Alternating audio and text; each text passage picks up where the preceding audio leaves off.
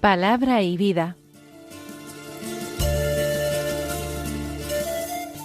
Con el padre Manuel Horta, desde Sevilla.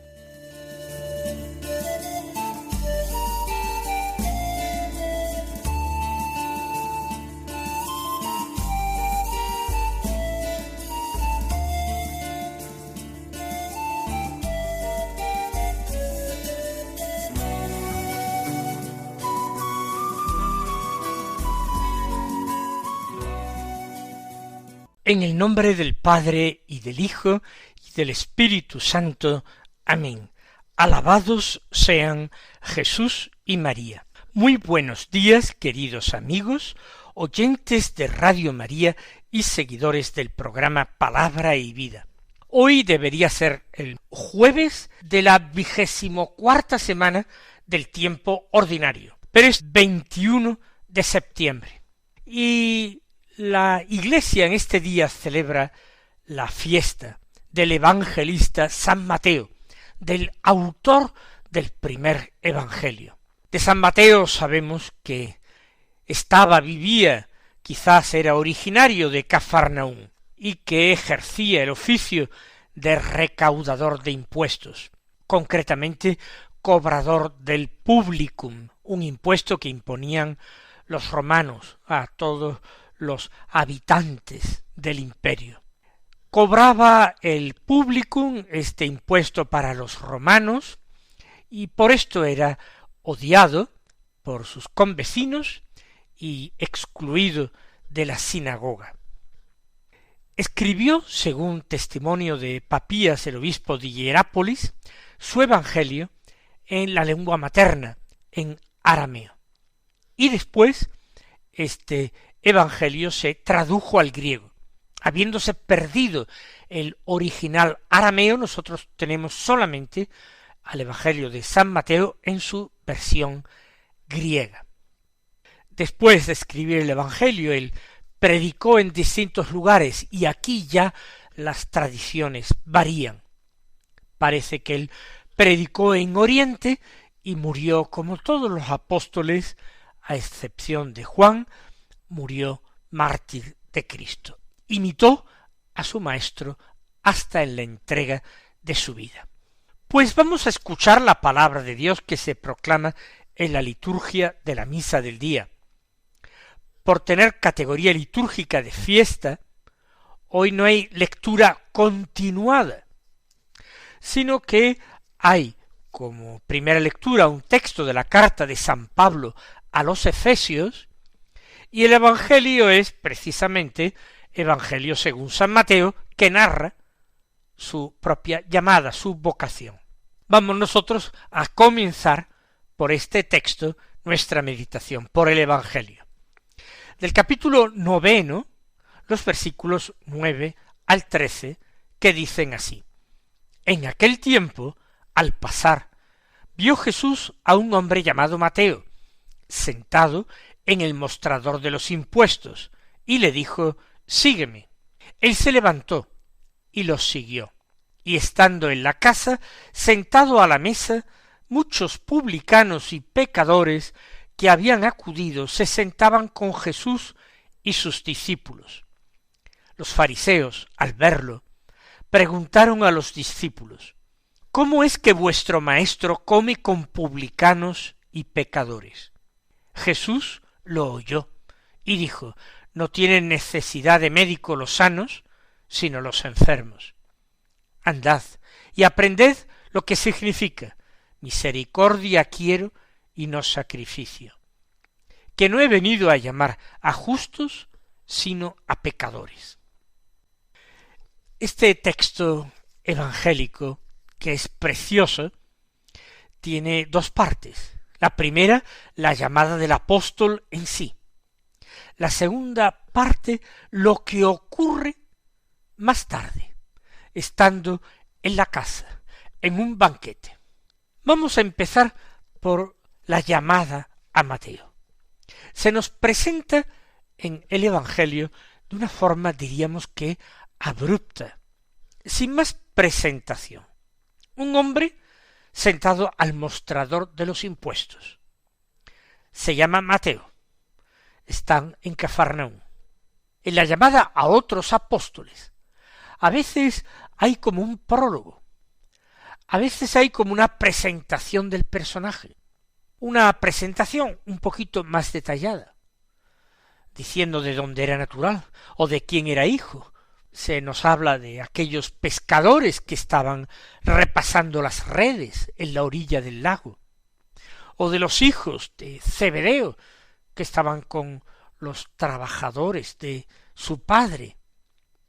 Se nos habla de Simón Pedro, que era hermano de Andrés, y Andrés era uno de los 2 primeros que habían seguido al Señor.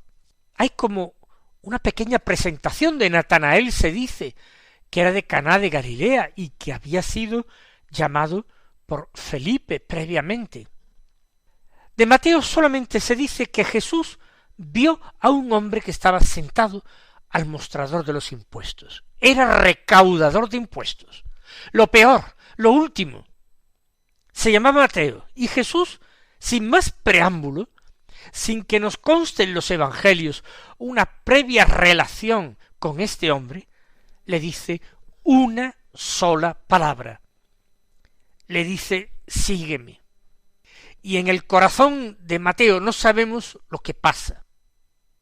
Podemos hacer conjeturas, podemos imaginar una historia, podemos pensar que él tenía deseos, sueños de una vida mejor, más religiosa, una vida de pureza y de entrega a Dios, pero se veía miserablemente condenado a esa situación de verdadera excomunión del pueblo de Israel, de apartamiento del culto de la sinagoga por su profesión. Qué difícil le sería salir de ahí. Quizás, digo, echando a volar la imaginación, él se sentía sin fuerzas para cambiar de vida. Había tantos compromisos que lo ataban. Quizás tenía toda su vida social, relacionándose con otros publicanos como él, a los que luego invitará a un banquete de despedida. Quizás personas de su familia le ayudan, colaboran con él en este trabajo deshonroso. Quizás tiene empleados. Qué difícil dejar entonces su trabajo y dejar a estos empleados abandonados a su suerte. Además, ¿cómo arriesgarse a un rechazo que podría ser clamoroso? ¿Acaso él, siendo publicano, podría ser aspirante a formar parte del grupo de los discípulos de Jesús? Él estaba demasiado atado, demasiado apegado, quizás sin fuerza, quizás no se consideraba digno, quizás temía un desaire terrible, insultos, rechazos de otros de los apóstoles del Señor o de otros de sus discípulos.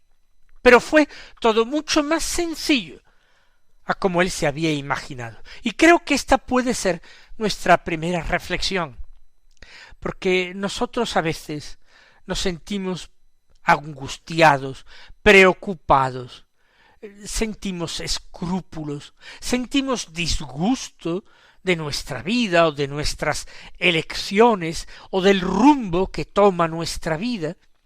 Nos censuramos a nosotros mismos con acritud, nos gustaría estar en otra situación. Y esto a nivel familiar, a nivel social, a nivel profesional. Puede ser que hayan sido malas decisiones que hayamos tomado, puede ser que las decisiones las hayan tomado otros por nosotros, y a nosotros nos sea muy difícil cambiarlas. Quizás sean problemas personales, quizás sean miedos o esperanzas fallidas, quizás sean remordimientos del pasado. Pueden ser tantas cosas, y a veces uno se tortura interiormente, querría cambiar, querría dar un nuevo rumbo a su vida, querría no preocuparse, querría liberarse del pasado, querría liberarse del presente, querría soñar un futuro distinto, y no puede, o cree que no puede. Y en el fondo es algo tan sencillo. A nosotros no nos toca cambiar nada más que nuestro propio corazón, para adherirlo totalmente al Señor, para decirle que Él es el único que nos importa, el único a quien queremos realmente tener contento, y que no somos capaces de superar los obstáculos que se presentan en esa carrera, en ese camino de nuestra vida, que no somos capaces, pero que Él, con una sola palabra, puede resolverlo todo, puede aportar luz donde para nosotros no hay más que oscuridades y tinieblas, puede aportar alegría y paz donde para nosotros no hay sino amarguras, tristezas, preocupaciones, angustia. Él puede desatar los nudos más apretados, puede romper las cadenas que más nos esclavizan. Es el Señor, su palabra da vida. Y aquel centurión que quería la salud de aquel criado que tenía en su casa, postrado en cama, muy grave, ese centurión que envió al Señor a amigos suyos, para decirle: no soy digno siquiera de que entres en mi casa, pero di una sola palabra, y mi criado quedará sano. Pues bien, aquí Mateo recibe esa sola palabra. Quizás él también la había pedido en la intimidad de su casa o en la soledad de su corazón. Quizás no la había pedido formalmente, pero todo su ser ansiaba esa palabra de liberación. Y la obtuvo, porque para Dios los deseos son muy importantes. Él no se preocupa tanto como nosotros de que no tengamos fuerzas, ni fuerza de voluntad, ni coraje, ni decisión, ni oportunidades, ni capacidades para revertir situaciones. A Dios no le importa eso, porque Él es el Señor del universo y en su mano está el mundo entero. Al Señor no le preocupa lo poco que valemos, que podemos, que sabemos. No le preocupa eso en absoluto.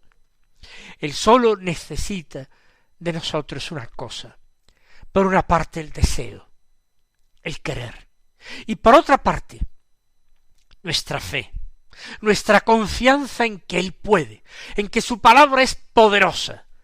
A Él le basta eso, y que sepamos abandonarnos, que sepamos confiar en Él, dejar todo agobio, toda preocupación en Él. En la medida en que nosotros vamos superando problemas, amarguras, resentimientos, escrúpulos, en la medida en que vamos alcanzando la paz en nuestra vida, eso quiere decir sencillamente que vamos creyendo cada día un poquito más. Quizás nuestra fe no es todavía del tamaño de un pequeño grano de mostaza, quizás nuestra fe es todavía más pequeña y no somos capaces de realizar milagros. Tampoco nos apure esto. El Señor sí puede realizarlos por nosotros y los hará. Y el Señor podrá hacer el milagro más importante, que es el de hacer crecer día tras día la fe, porque aunque nuestra fe sea tan pequeña como un grano de mostaza, regada por la sangre del Señor, puede llegar a convertirse en un gran arbusto a cuya sombra vengan a refugiarse o a anidar las aves del cielo.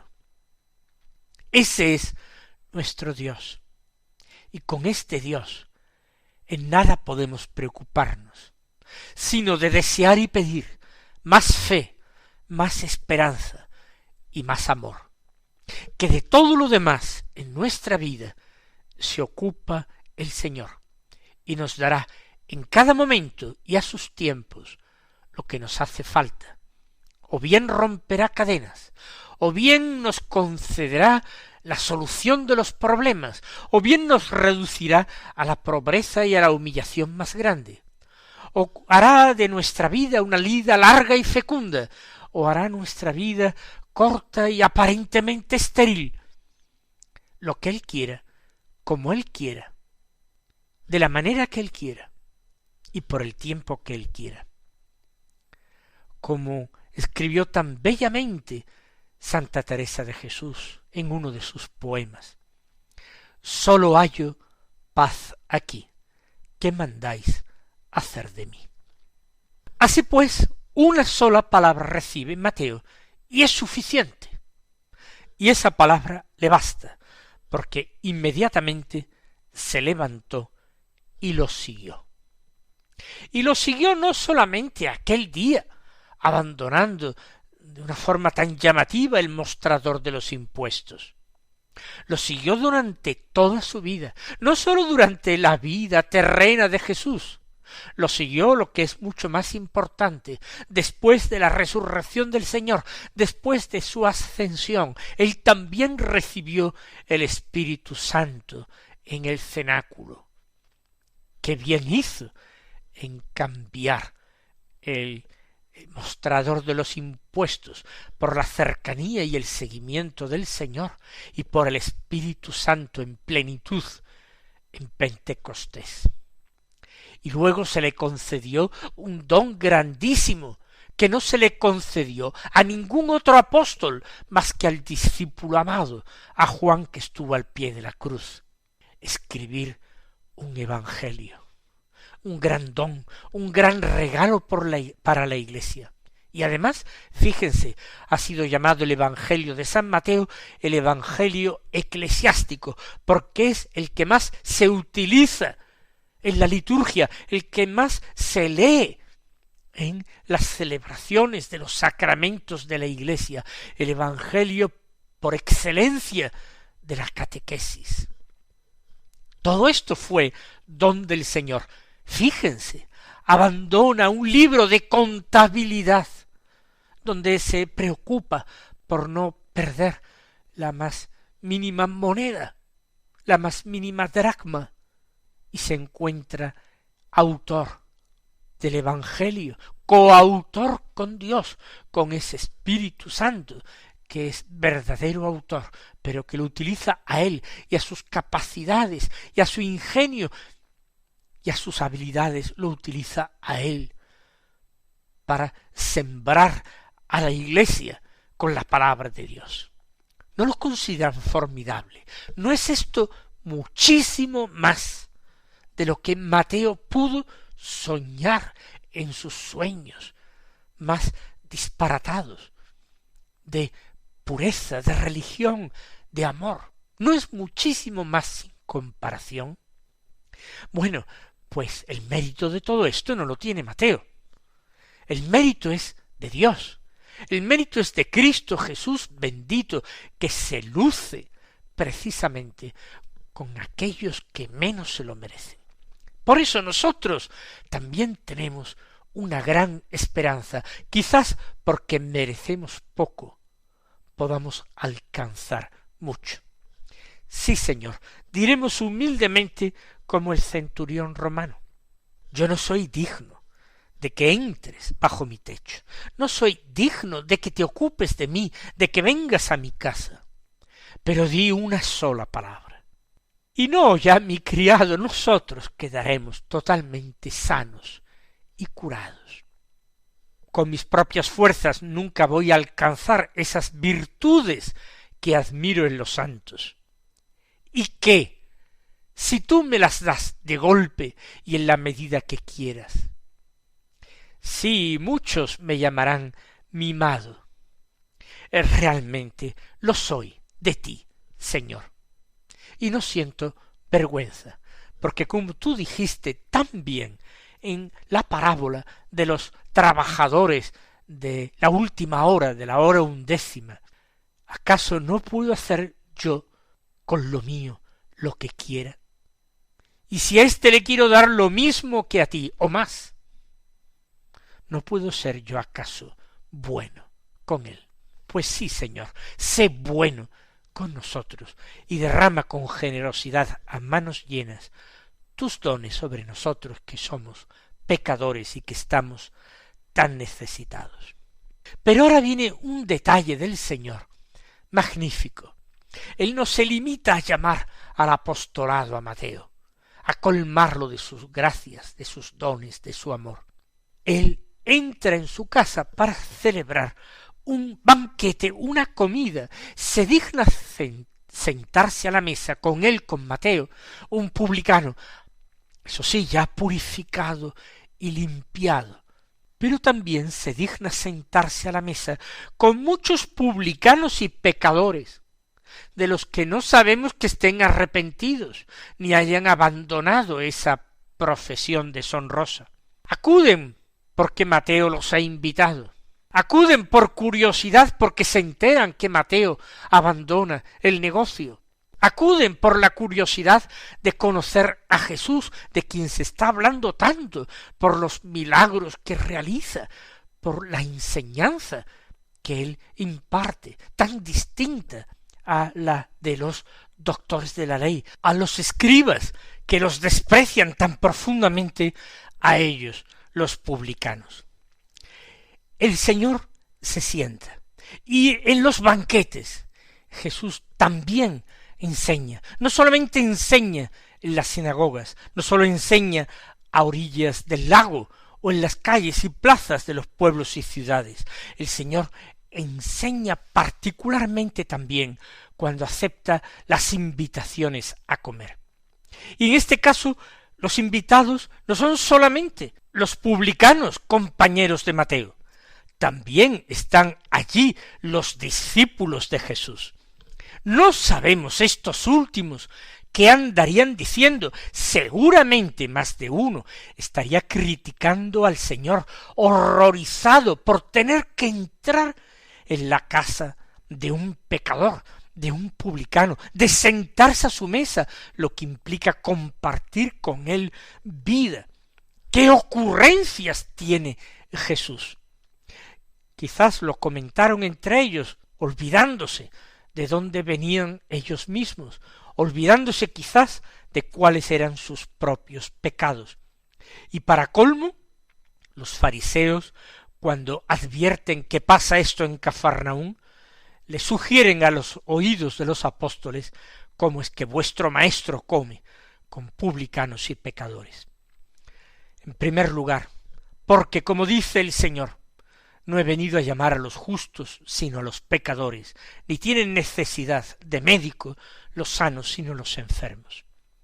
La conversión de un hombre pecador, de un hombre impuro como a Mateo, va a arrastrar detrás de sí a otros muchos pecadores e impuros como él al seguimiento del Señor. Mateo ya está el primer día de su seguimiento, llenando las redes para el Señor. Ojalá la gracia del Señor nos convierta también a nosotros en buenos pescadores para Cristo, porque la conversión de uno solo de nosotros arrastrará en pos del Señor a muchos otros. Él os bendiga y hasta mañana si Dios quiere.